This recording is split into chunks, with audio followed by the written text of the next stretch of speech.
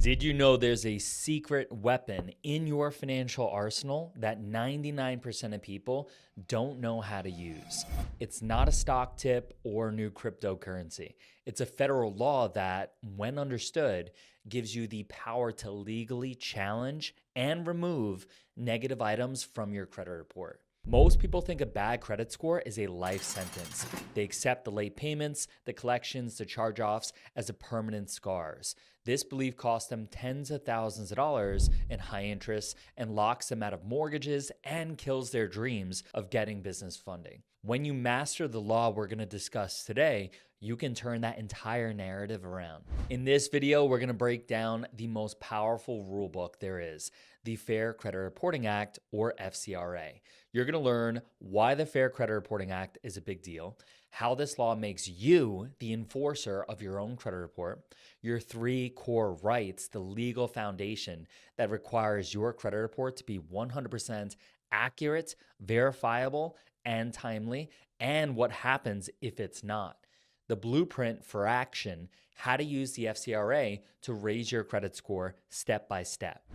If you're new to the channel, my name is Colin and I read Rich Dad Poor Dad when I was just 13 years old, and I became obsessed with all things credit and finance. I even followed in Robert Kiyosaki's footsteps and enlisted in the Marine Corps at 18, where I witnessed firsthand what Rich Dad Poor Dad's book said, that they don't teach financial education in school. The Marines to my left and right were defaulting on cars and credit cards, so I got certified in credit repair, and fast forward to today, I run an 8-figure credit repair and funding business, and I make these videos to help you guys master your credit. All right, to start, we need to reframe how you see your credit report. So let's dive into why the FCRA is your key to taking back control. Most people think the credit bureaus are incredibly powerful, but they're not. They are private companies like Experian, Equifax, and TransUnion, and they have to follow federal laws. The FCRA is that law, and guess what? It was designed to protect you, not them.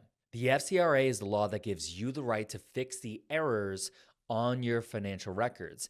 It states that every single piece of information must be fair, accurate, and verifiable. If an item on your report doesn't meet all 3 of those standards, you can demand its removal. You have no idea how powerful this law is to dispute items that's weighing down your credit score. So how do you put this into practice? You probably suspected those systems is designed for those that are in the know. And you're right. It starts by understanding the 3 core players involved and their legal duties. The credit bureaus, also known as CRAs, Experian, Equifax, and TransUnion, their job is to collect and sell your data. Under the Fair Credit Reporting Act, they are legally required to ensure the information they report is accurate. They are the gatekeepers. The furnishers, these are the banks like Chase, Amex, auto lenders, and credit card companies. They furnish your account data to the 3 credit bureaus. The FCRA demands that they report accurate information and investigate any disputes the bureaus forward to them.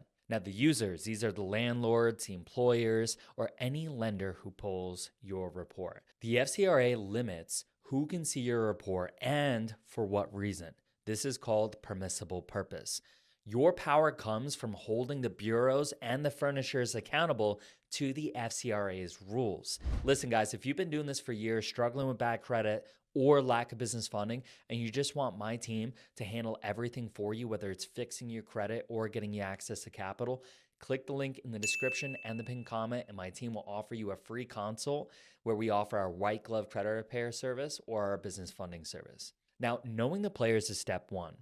Now let's get into the specifics of your rights, and if they break the rules, you can call them out on it. Now imagine a collection agency reports a medical debt. You don't recognize it. The FCRA gives you the power to say, prove it. Is it 100% accurate? They need to prove the exact amount, the dates, and that it belongs to you. Now, in my own journey, I found a $10 medical bill on my credit report a few years ago that wasn't even mine. It dropped my score by 40 points, and I disputed it. They couldn't prove it was accurate, and it was removed. Now, you also have to prove that, is it verifiable?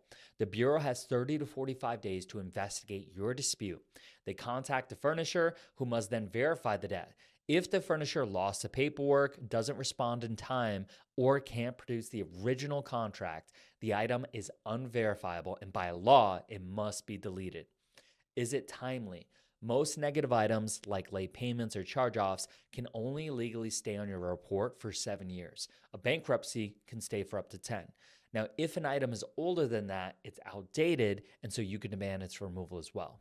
So how do you apply this in the real world? Let me show you how we perform the disputing process. Step 1, you got to know your starting point. You can't navigate without a map, guys. Pull your full 3-bureau credit report, and I recommend services like IdentityIQ. You could get yours for $1. Link is in the pinned comment and the description, because you need to know and see what's on all 3 bureaus, not just one. Step 2, you got to build your case. Think like a lawyer. For every inaccuracy you find, you gather your evidence, account statements, payment receipts, canceled checks. I always make copies of everything. Papers get lost in the dispute process all the time. Step 3, time to file your dispute the right way. While online disputes are fast, I strongly recommend sending them written letters via certified mail for serious issues. Why? It creates an undeniable paper trail.